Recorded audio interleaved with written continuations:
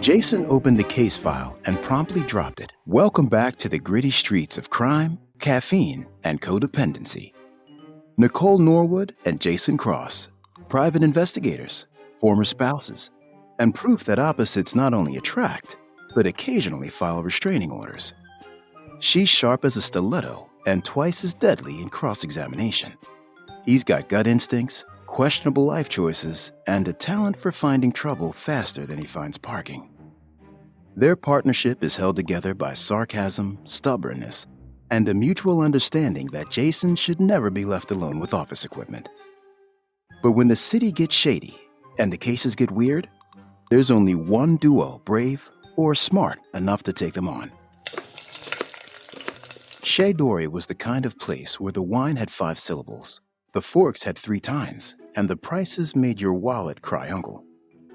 You would think being a famous chef would have job security, but not when someone wants your recipes badly enough to kill you. Chef Dore, culinary genius, ego the size of a souffle, was found face down in the flour, a carving knife lodged in his back, and cash and his famous recipes were missing. They say revenge is a dish best served cold, but this was premeditated, flambéed, and plated with a sprig of betrayal. Let's open the file, shall we? All my years on the job, I've never been able to afford a place like this. Oh, yes, you could. You're just cheap. There's the manager back there. What's his name again? Jason opened the case file and promptly dropped it, scattering papers around his feet. He stood looking dumbfounded for a moment before bending to pick them up, revealing one navy sock and one yellow one with dog faces on it. Mismatched socks again? It's not mismatched. It's a system. Uh-huh. And what system is that? Whatever's clean. Revolutionary. Shape up. The head chef here is dead, and we've been hired to investigate. This is a fresh murder. Happened this morning. Here it is. Found it. The manager's name is Joshua Green. A rather disheveled man approached them, looking weary and desperate.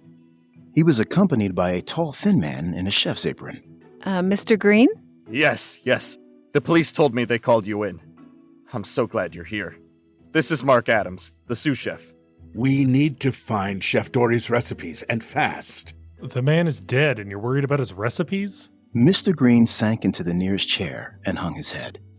The sous chef looked like he wanted to be anywhere but here. What am I going to do?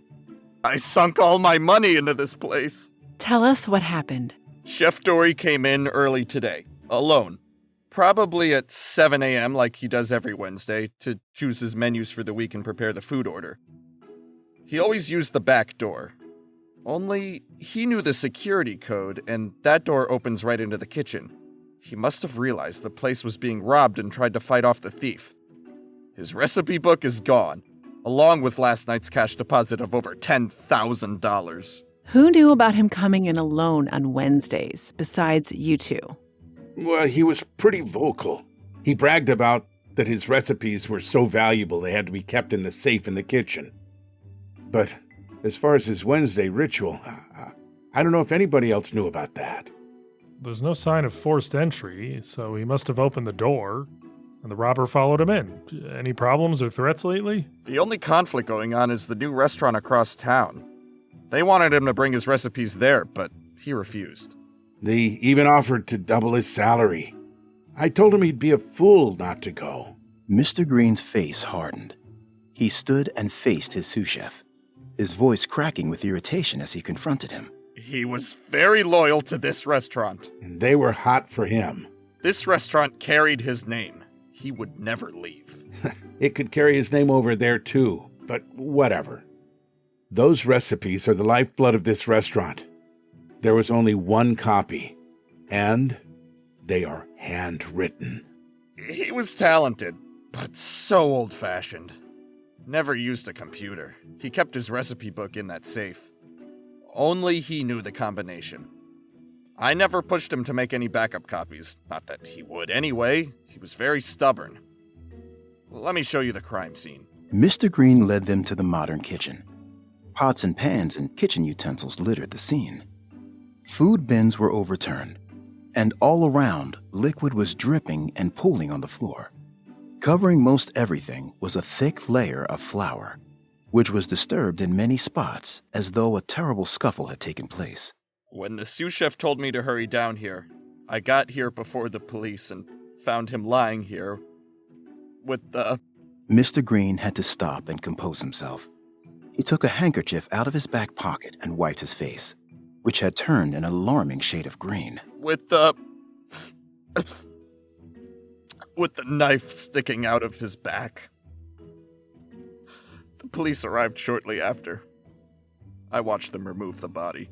What time did the sous chef call you? Shortly after 8. I can't really tell you the exact time. It looks like there was a struggle. Where does that back door lead to? The alley. We get food deliveries back here. Nicole and Jason took a look out the door and into the alley where they saw flower footprints leading towards the back street. I don't see any security cameras in here or in the alleyway. That's correct.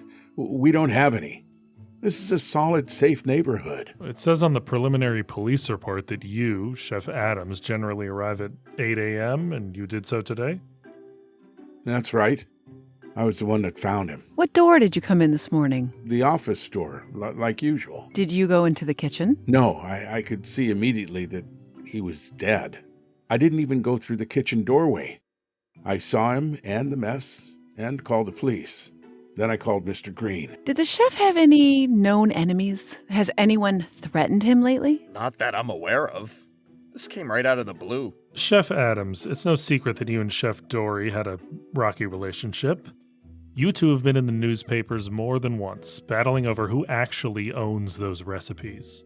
In fact, you've even been quoted as saying you wanted to open your own restaurant, but you were unable to because Dore wouldn't allow you to access them. Well, yes, it's true. We fought, but I didn't hate the man. He was like a brother to me. He taught me everything I know about the culinary art. Mm-hmm. You must have been sick of chopping vegetables and making sauces while he got all the glory. Did you have ambitions of rising to the top, chef, someday? Well, of course. I'd be a fool not to. Nicole took Jason into the main restaurant area, out of earshot of the two men. Call the police and tell them to arrest the sous chef. Men who try to fight off a robber don't end up with a knife in their back. I think the fight was staged, and it was the sous chef who did it. But how did you know it was Chef Adams? He said he never entered the kitchen, but the flour says otherwise. He killed the chef, went back home and changed, but didn't see the flour in the back of his hair. He has flour in his hair? I mean, I noticed that. I was just waiting to see if you noticed. Yeah, that was dumb. If I were going to commit a crime, I wouldn't leave a flour trail. Jason, you once left a trail of Cheetos to your own car. Let's not pretend you're subtle. What? They say if you can't take the heat, get out of the kitchen. Chef Adams stayed in and got burned. Chef Dore will reopen with a new chef, a new menu, and hopefully fewer corpses. As for Norwood and Cross, she's back to iced lattes. He's banned from the break room microwave again. I can be subtle. Jason, you have a neon personality, and you leave crumbs. I love birds. And that wraps up another case for Norwood and Cross. And now, a word from our sponsor. No Madame Zorana this week? Yeah, we can't use Madame Zorana. She's in jail. For what? Tax fraud? For a psychic? She should have seen that coming. Tonight's episode of Norwood and Cross PI is brought to you by Bark and Order, the only law firm in Somerset that specializes exclusively in canine clients. Objection! He's just a puppy! Did your dog eat a priceless heirloom? Mark his territory on City Hall?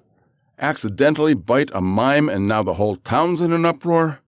Call Sal Vecchiano, attorney at law. He's loud, he's theatrical, and he once cross-examined a vet tech until she apologized. Sal doesn't chase ambulances, he chases chew-toy justice. He's won cases in 3 states and has been banned from 2 obedience schools.